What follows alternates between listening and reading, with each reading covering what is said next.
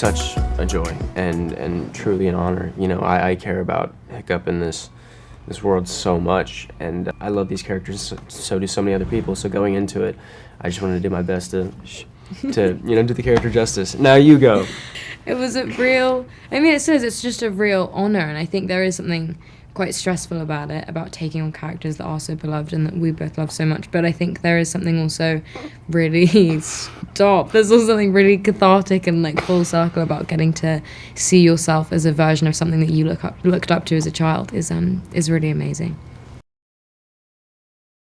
Stepping into it for the first time, I can't look at you while we do this. Okay, go ahead. Stepping into it for the first time was crazy. I remember the first time we were together and we went into the arena and we went into... I didn't even do anything that time. That's you. And we went into the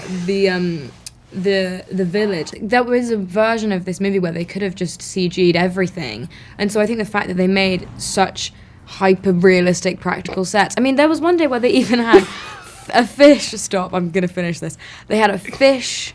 There was a really weird smell on set in the village, and we were like, what is that? It smells awful.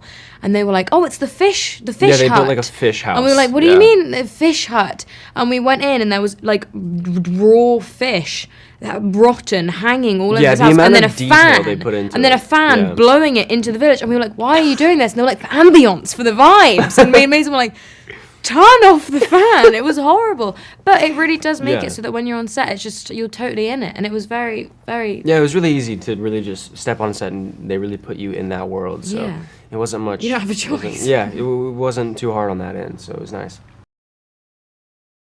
A lot of people have pets, and they love them so much, and they can see a lot of their pet in Toothless, and that's what I take away from it. Is every time you watch like a character like that, especially Toothless or something, you can really just put your pet into that movie and watch that, and you just love it so much. And Me and Mason watched the movie in Brazil recently, and the entire time I was being like, Mason, Toothless is adorable, and he was like, yes, I know, and I kept being like, no, you don't understand, because he's so cute.